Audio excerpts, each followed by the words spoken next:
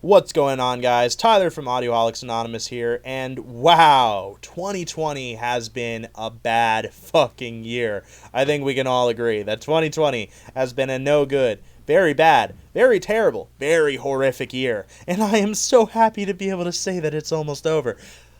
Alas, I would not feel too safe yet, because seeing as how the rest of this year has gone, we can probably expect the clowns from 2016 to make a return and murder the entire human race. And if that doesn't happen, then we can probably expect an asteroid to crash into the Earth and kill us all. And if that doesn't happen, then Godzilla will surely rise from the ocean and terrorize Tokyo in real life, and soon enough Mothra will come to the US to do the same thing. And maybe all three of those things happen, because it's 2020, y'all! Yeah! Of course, there is one good thing about 2020, and that is that it has been an amazing year for rock and metal music. Just a fantastic year. It really has been. Probably, don't quote me, but this has maybe been the best year I have ever lived through as far as rock and metal music is concerned, because there's just so many amazing albums that came out this year. So many that I couldn't just make a top 10. I couldn't just make a top 15. I couldn't even make a top fucking 20. I had to make a top 25, and on top of that, I still had to have 5 honorable mentions, because I just couldn't cut them out. I just couldn't do it. Couldn't cut my babies, So yeah, it's been a great year, and I think we should just get right into the great albums of this year, so you can be positive for a little bit and stop miring in all of the fucking negativity that this year has been surrounded in. Starting, of course, with Terminal Velocity by John Petrucci. This is the second solo album by John Petrucci, guitar virtuoso from Dream Theater, and it has been a whopping 15 years since his first solo album, Suspended Animation, came out. And if you're a fan of guitar-centric music, sort of like a Steve Vai or a Joe Satriani or like a Guthrie Govan, the Aristocrats, that type of music, I think you will enjoy this record, and I think you could do a hell of a lot worse than this record. I think, personally, this record is probably a little bit better than Suspended Animation was, and that was already a fantastic record. So truly worth your time. Mike Portnoy on drums here. It's really great to hear Mike Portnoy and John Petrucci collaborating again on music, which they haven't done in, I think, around 15 years also, because Mike Portnoy left Dream Theater, of course, and was replaced by Mike Mangini. And this could signal Liquid Tension Experiment. I've heard some rumors, and I would love to see that album in 2021 if it comes. But until then, enjoy this amazing record. Terminal Velocity by John Petrucci is my number 5 honorable mention. Next, we have Abyss by Unleash the Archers. This is the follow-up album to one of my favorite records from 2017, Apex. Apex was a power metal masterwork, and honestly, this was a pretty big step down from that record, but it's still a greatly enjoyable ride. I still loved it. It's still on the honorable mentions. This album just isn't as heavy, but it does make up for it with arguably better songwriting and arguably a more diverse album sound overall than Apex had. It's definitely a great album, and I would check it out if you really want that sort of storytelling aspect of power metal and you want to hear something a little different from the normal stuff. I think you'll definitely enjoy it. So next we have Rough and Rowdy Ways by Bob Dylan himself. And this was a pleasant surprise for me. I am a more recent fan of Bob Dylan, and I really didn't expect this album in particular to be good, especially after that JFK song that came out, and I really didn't like it. It's long, it's boring, it doesn't hold my attention, and for the record, no pun intended, it still doesn't on the album, but the rest of it is full of delightful Bob Dylan tracks that I'm sure will only get better with time. And if you're not a fan, it's not going to convert you into one, but it is worth a listen if you are a fan of Bob Dylan, or even if you're on the fence, because I don't think we could have asked for a better record from Bob Dylan in 2020. So my number 2 honorable mention is Lucifer 3 by the band Lucifer. Lucifer is a band that I've had my eye on for a few years now, and their newest outing is more in line with the debut album, which was more doom metal-esque, than their sophomore effort, which was a little bit more poppy, and it's sort of in the middle between those two albums. It's not quite as heavy as the debut, but it's not as poppy as the second album either, so it's another great album, another great outing from the band. It's very Black Sabbath-esque traditional heavy metal, but it's nothing mind-blowing. mind you, but it does work well as a nice metal album, rock album to sip some whiskey to, and it really doesn't try to be more than that. So if that's what you're in the mood for, here you go, Lucifer 3. So my number one honorable mention is Carnivore by Body Count. This is the complete fucking opposite of Lucifer. Whereas Lucifer is just a fun album, this album is serious. It really means to show up and beat you over the head with its thrash metal riffing and poignant political messages.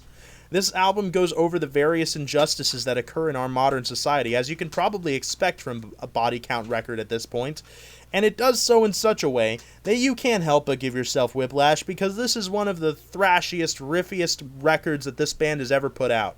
That's saying a lot, because they're a pretty riffy band. In my opinion, this is one of Body Count's best records. Check it out. My next pick, starting off my top 25 albums of 2020, is I Disagree by Poppy. From fluffy bubblegum pop to metal, Poppy has certainly made her rounds, and this is probably my biggest surprise of the year, because, and there were a few of those, because I did not expect a metal Poppy album to be anywhere near this good, but this is something that weirdly works well, and it's still undeniably Poppy, but just metal now. She's played with metal flavors before, but this is a full-on effort. There are songs on here that have stuck with me since it came out, like Concrete, I Disagree, Blood Money, and my personal favorite, Fill the Crown. I think this is a great start for Poppy in this new experimental metal phase, and I think it can only get better from here. If you haven't given this record a chance, then I think you should really give it a spin. It's full of catchy, melodic hooks and head-banging riffs. I doubt you'll be disappointed. Just go into it with an open mind. And I'm sure you'll find something to enjoy, even if you don't like it quite as much as I did. Number 24, Ultra Mono by Idols. I loved the past Idols record. It was one of my favorite albums of the year, and I've been listening to it ever since it dropped. I was beyond excited for this record, and I can't say I was disappointed. It's not as strong an outing as their last record was, but it's really hard to live up to a bar that high. And this album is still well worth your time. It's full of punk ragers, and the band even experiments with different styles and sounds on this record, which is very welcome. It's also chock full of their trademark humor, which I enjoy. I enjoy a band that doesn't take themselves too seriously. Great album. If you've been sleeping on this band for some god-forbidden reason, now is a great time to jump in. Number 23, Reimaginos by Albert Bouchard. When I first heard that Albert Bouchard was redoing Imaginos in his original vision, I was beyond excited. As any fan of Blue Oyster Cult knows, the original story of Imaginos is that it was supposed to be an Albert Bouchard solo album, and it was gutted and morphed into a BOC album by the label. Knowing that story, I was looking forward to hearing the album as Albert originally intended it to be. I wasn't expecting a psychedelic rock record, but I'm damn happy I got one. It's great to hear all those Imaginos songs in a more coherent context, along with a few new tracks that work really well. Black Telescope in particular is really, really good. Of the reworked Imaginos tracks, Blue Oyster Cult is actually really, really amazing. I Am the One You Warned Me Of was great. I think the contentious song is the reworked version of Astronomy. I mean, listen, the version of Astronomy on this record may not be as good as the Secret Treaties version, nothing ever will be, but it's still great in its own way, and I think any Blue Oyster Cult fan owes it to themselves to give this album a go. And that goes double if you know the original story behind Imaginos, and you're more familiar with the tracks from that record. I think this is a love letter to Blue Oyster Cult fans, not just because it's a reworking of Imaginos, but because it is musically, it is reminiscent of Blue Oyster Cult in a number of ways. It's clearly its own thing. Like I said, it has a psychedelic rock kind of influence or some folky sounding stuff, but Albert Bouchard is clearly showing his songwriting capabilities, which of course were a contribution to classic Blue Oyster Cult songs. I will say, I think this has been a great year for us Blue Oyster Cult fans, not just for this record, but also for a record we will see much later on the list. Number 22 is Lamb of God, Lamb of God. Their self-titled album was not a complete reinvention of the wheel for Lamb of God, but it still has all the classic Lamb of God elements, Mark Morton's groovy riffing, Randy Blythe's pig-squealing vocals. It's still the groove metal, death metal band that we all know and probably love. The big difference here is that this is essentially a protest record, and arguably the strongest one the year had, which is odd considering this was pretty much a protest year in a number of ways. I really don't understand the hate I've seen thrown at this record, because every song is killer. No, again, they're not reinventing the wheel here. They weren't trying to. It's easily the best record they've put out since Sacrament, in my opinion. It's been in constant rotation for me in a way that no album since that one has been. I know that there are fans of the last few records, but Sacrament is the one that I come back to over those. Like, the last one I think was called Sturm und Drang, and I don't know, I haven't returned to it once since I've heard it. And I don't know, was there one before that? I don't remember because it's just so unmemorable. Sacrament was the last really good Lamb of God record before this one came out, and now I'm happy to say that this one stands right next to it. It's a great record. If you haven't heard it because you've been listening to the sort of hate thrown at it, do yourself a favor, check it out. I promise, at the very least, you won't regret it. Next on the list, at 21, is Mind Freeze by Haunt. Haunt is quickly becoming one of my favorite new bands. They perfectly replicate the sound and feel of 80s metal, but they put their own spin on the genre, which makes it sound unique. This album in particular sees the band really start to come into their own with instant classics like Mind Freeze. If you somehow have not heard of these guys, jump on that Haunt bandwagon and do not look back. I promise you, you will enjoy the journey. Next, we have Sudden Death by Horizonte. Much like Haunt, Horizonte specialize in calling back to a previous era of music. In this band's case, it is 70s hard rock and psychedelia. If this album had come out then, it would have been considered legendary because it is amazing. The catchy and anthemic choruses, the dynamic instrumentals, the palatable songwriting. This is a band that should really go big. They're not going to, but they should because they are great. If you like that style of music, sort of like Blue Oyster Cult, like those 70s hard rock bands, check this out. You will like it. I loved it. That's why it's on the list. Number 20. Now number 19, Ohms by Deftones. Wow. Wowie, wow, wow, wow. This album completely blew me the fuck away. Before it, I was a casual fan of Deftones. I enjoyed Koi no Yokan and, of course, White Pony, but I never really gave any of their other albums a spin. Why? Well, for me, there was just something about the band that was missing. Whatever it was, Ohms fixed that issue. This record is now, without a shadow of a doubt, my favorite Deftones record. It's heavy, it's melodic, it's atmospheric, and it is fantastic. A special shout out goes to the production of this record because it is a perfect complement to the music. We actually have a podcast on this album if you want to hear my initial thoughts on the record, but I will say it has only grown on me as the year has gone by. Definitely a solid metal album. Check it out.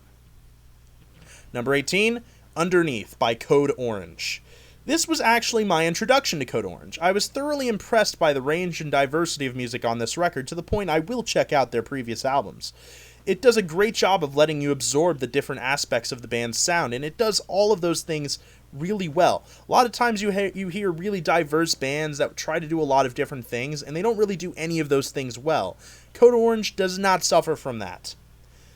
This album easily made it on my list the second I heard it, and there's a lot of competition this year, so that says a lot.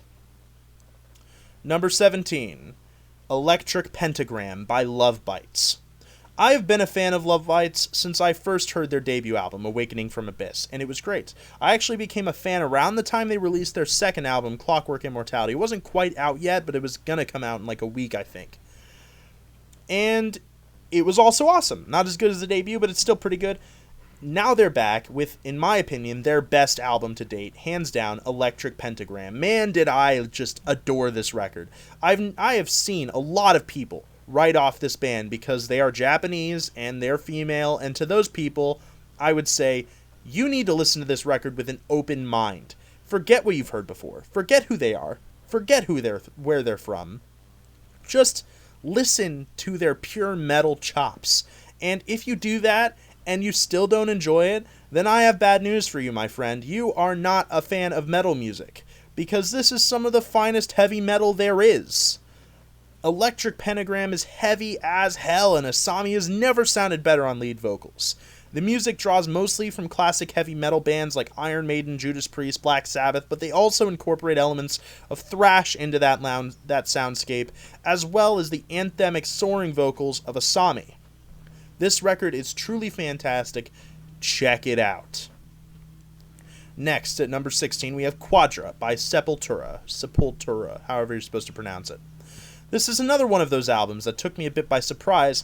I didn't really expect to like it as much as I did, because of course I like classic Sepultura albums, but not really their newer stuff. This is the first one I've really enjoyed since probably Roots, maybe? It really is just a heavy-ass thrash record. It doesn't seek to do anything except make you headbang so much you permanently lose the functioning on your neck. The vocals are brutal, the riffs heavy, the drumming on point. Everything you want is here, and if you're craving for a heavy thrash metal record, I'd say this is easily the best thrash album of the year, if it weren't for two others. The first of which is, at number 15, Titans of Creation by Testament. You know, Testament is always a band you can count on for quality, but they really outdid themselves with this record. They completely blew their last album out of the water, and Brotherhood of the Snake was already pretty great. They were able to sit down and craft one of their most consistently awesome records to date. Every track is killer, but there are a few which rise above the rest as instant classics of the genre. World War III, Night of the Witch, and my personal favorite, City of Angels, which is about a serial killer who prowled in the City of Angels and killed, I think, 15 people. He also raped a bunch of people, too. He was a real bastard. And the song is doomy, it's heavy, it's awesome. And it's one of my favorite Testament songs now. It also has one of my favorite Testament riffs ever. Fuck that, one of my favorite thrash riffs ever. Amazing album. If you just want to put on some great thrash metal, this is your album. Check it out. At number 14, we have Forever Black by Cirith Ungol. I was very excited when I heard this album dropped. I actually didn't know it was coming. I had no idea. All I knew is that when it popped up in my feed one day, I was like, what? Yes! How did I not know about this? Cirith Ungol have not put out a proper studio album in almost 30 fucking years. And it's a welcome return, because this is every bit as good as classic Ungol is. I would straight up argue it should be on the same pedestal as King of the Dead. Yes, I do think it's that good. I was really shocked by how well this band can simultaneously maintain their classic sound and still write songs that sound fresh and modern. I 100% implore you to check out this record. Worth your time. Make sure the band knows that so they don't wait 30 years to put out another one. Next we have The Raging Wrath of the Easter Bunny Demo by Mr. Bungle at number 13. Ah, Mr. Bungle, what a weird-ass band you are. See, this is a death metal album, and a pretty high-quality one at that, actually. It boasts Scott Ian from Anthrax on guitar, and the riffs on this album fucking rule, man. This is a fucking great guitar album. But it's also just a pretty good Bungle record, too. As though the style may be different, it still has a lot of those Bungle-isms that we all love. Also, Mike Patton is on vocals still, and that is literally always a good thing. So, yeah, check this one out. You're going to enjoy it. I know I did. Next, we have Dwellers of the Deep by Wobbler at number 12. Look at that album art. That is just amazing album art. I'm just going to let you absorb that while I talk about this album. This is an amazing progressive rock record. If you like 70s style progressive rock, you are going to feel right at home with this record. It's well written, well composed, well performed. I will say it is not terribly unique. It definitely draws from bands like Yes and Gentle Giant a lot. It sounds like something that could have come out right then and there in that era. And it's great for what it is. If you're really wanting for that kind of music that's reminiscent of those 70s prog bands, then this is the album for you. I promise you, you will love it. I really, really enjoyed it. It's number 12 on my list. Think about all the albums it's beat out. That's how much I liked it. I mean, I'm going to have to let it sit with me a little bit, but I would sit here and argue that it's just as good as those classic Yes albums everybody loves. It's just as good. It's really that strong. Alright, so next at number 11, we have probably the weirdest album on the list, Spirituality and Distortion by Igor. Yeah, you want to talk unique? Holy shit, is this album weird, but in all the right ways, actually.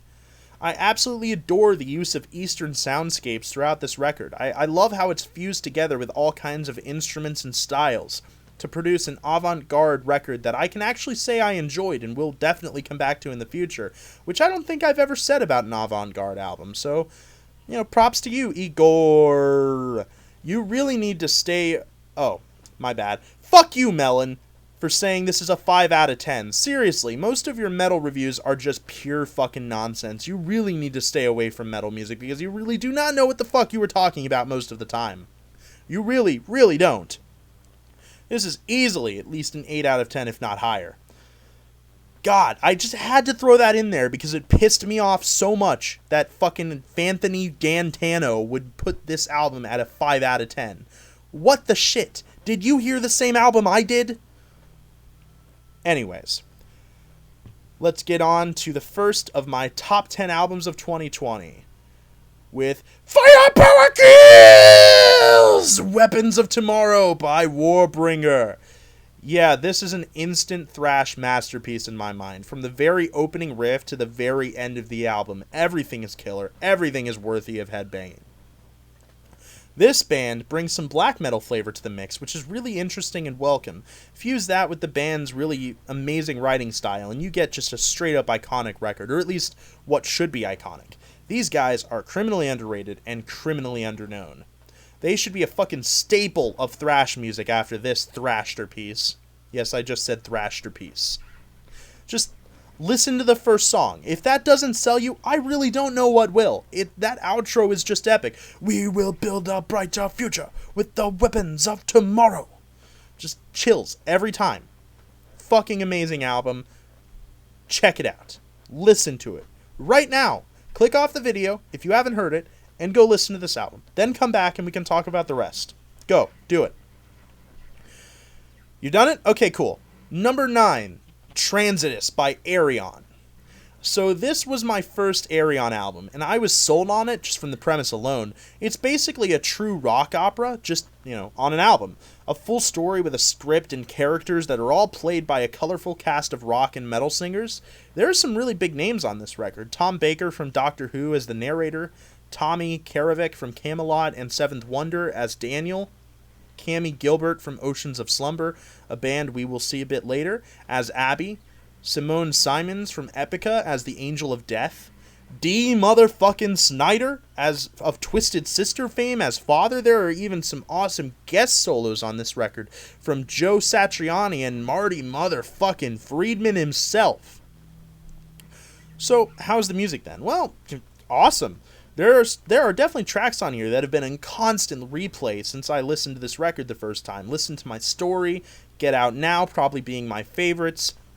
If this is a premise that interests you, I promise you, you will love this record. I will say, after I listened to this record, I was interested and went back to one of their previous ones, The Human Equation. And I can sort of understand where some fans are coming from and saying this isn't as strong as their older stuff. But for me, this was my first Arion album, and it kind of blew my mind. So that's why it is where it is. And as much as I loved The Human Equation, that didn't come out this year. So, boom. Alrighty. Now, at number 8, we have The Symbol Remains by Blue Oyster Cult. After 15 long years, Blue Oyster Cult put out a brand new studio album, and it is glorious. Easily their best record in decades. I think this really is the year of long dormant bands coming out of the ashes to put out amazing music, and this record is a perfect example of that. For what is likely going to be the band's last album, They really outdid themselves here. Speaking as a hardcore Blue Oyster Cult fan, this is truly a love letter to fans of the band. This is an album chock full of variety, and so they have a bit of everything in here from the different eras of the band that people love. That Was Me is reminiscent of Imaginos, I think, whereas songs like Box in My Head and Train True Lenny's Song remind me of their debut album, while songs like Florida Man and The Return to St. Cecilia are like Tyranny and Mutation songs. Don't think it stops there, though. Edge of the World and The Alchemist sound straight off Cultosaurus erectus. Tainted Blood sounds like something off of Fire of Unknown Origin. I could go on, but you get the point. There's something on here for everyone, and the songwriting is top shelf Blue Oyster Cult. It sounds like Blue Oyster Cult, but also very fresh and very modern, very similar to the Cirith Ungol record, just, in my opinion, a little better. I absolutely love this record, and I think everybody should listen to it, because like I said, this might be their last record, and this is a classic rock band. You really got to get on this bandwagon now, or you may not have a chance. Alright, number 7, Obsidian by Paradise Lost. Here's the curveball, guys. I've never really been a fan of Paradise Lost for whatever reason, but this may end up being the album that finally gets me into the band, because it is just fabulous. It is a masterpiece of death doom and easily one of the best metal albums of the year. That's not even a question. This record really blew me away.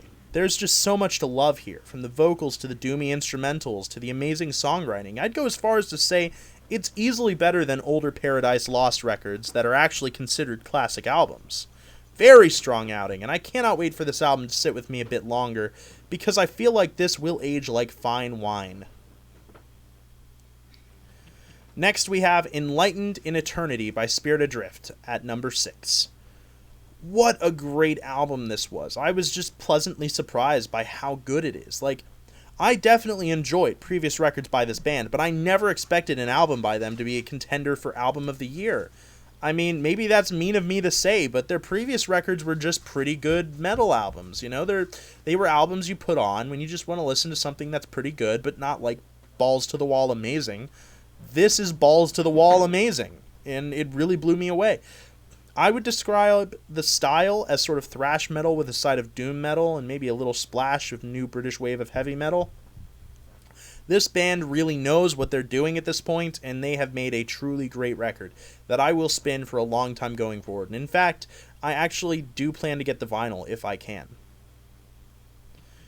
Alright, so next we have MMXX or 2020 by Sons of Apollo. I don't know why that was so hard for me to say.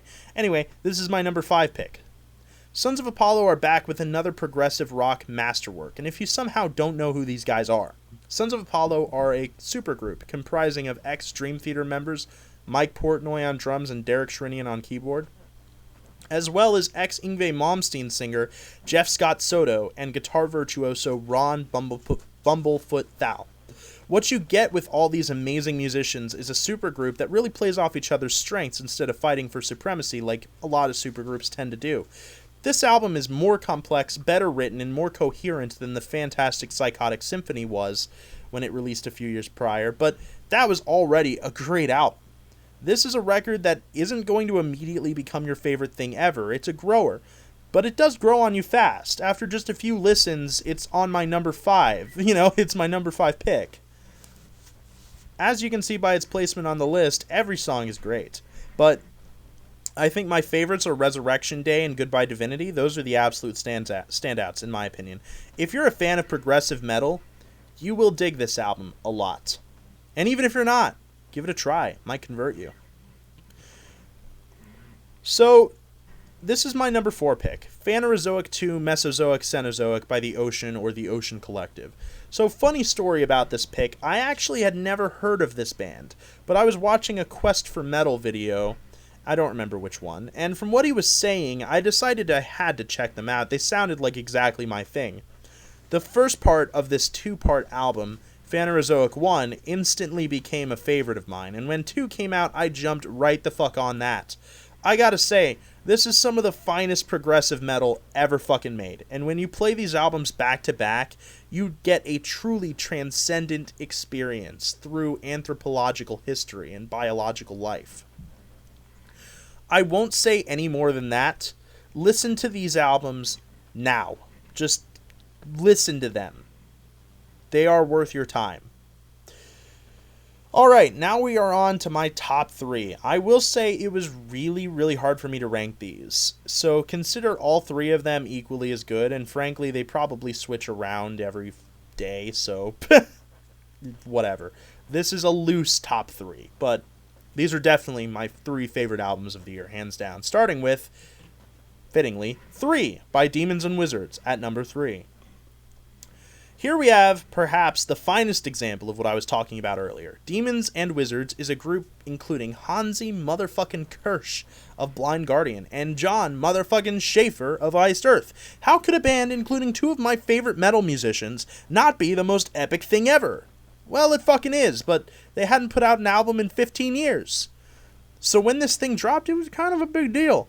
This band had a hell of a lot to live up to, because the first 2 albums they put out are pretty highly regarded. And I can safely say that they delivered. This is easily the band's best album to date, in my opinion. And I truly believe it will one day be regarded as a classic metal release. From front to back, it is all killer and no filler. And I know I've said that a few times, but I really mean it with this one. Every song is an epic musical journey, and it is just pure bliss to listen to the whole way through. Every fan of metal music needs to check this one out. Next, we have at number 2, Oceans of Slumber by Oceans of Slumber. This was the album that I had at number 1 for a very long time. As I was saying before, this was a really hard list for me to make. This was a purely beautiful record. The name is Oceans of Slumber, and listening to it, you truly feel as if you are floating in your own ocean of slumber. The atmosphere on this album is palpable, and that's helped along by perhaps what is the best production of any album on this list. And the music? It's an audiophile's dream. It's a unique fusion of progressive metal, doom metal, death metal, and soul.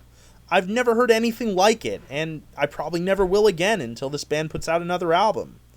It'll be in constant rotation for me for years. I already have it on vinyl. If you saw my vinyl update video, it's the last one I talk about. I am psyched to have it because it sounds great on vinyl. Alright. Now, if you know me, and you know me on this channel, then I'm sure you know what number 1 is. Yeah, it's pretty obvious. My number 1 is Virus by Haken. Because of course it is. You knew this was going to be high. Haken is more than likely my all-time favorite band, and this was my most anticipated album of the year from the second it was announced. The constant delays really bittered me and soured me, but all that really went away when I finally heard it, and I was just filled with joy that it was finally out. I think if you play Vector and Virus back to back and consider them one big epic album, then it is easily the best piece of music Haken has ever made, hands down. That said, even on its own, Virus stands as one of their best records. It has everything a fan of Haken could want. Emotional and melodic choruses, complicated and technical instrumentals, intricate drum fills and bass work, Easter eggs, etc. This is an album that I had on repeat for weeks upon weeks after its release. You could ask my fiance how much I played this record, and she would tell you she was sick to death of it after a week it was out, because I would not stop playing it.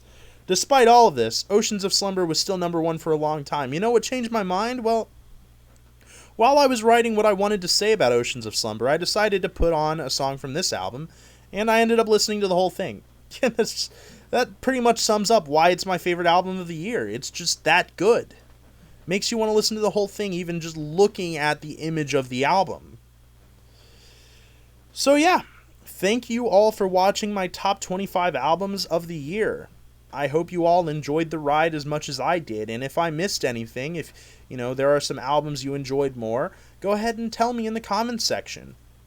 I would love to hear about some new music to listen to before the end of the year has come and we get to look forward to the great music that is probably not going to come from 2021. Because as we all know, usually every other year you get a great metal year. So either way, I'm looking forward to it.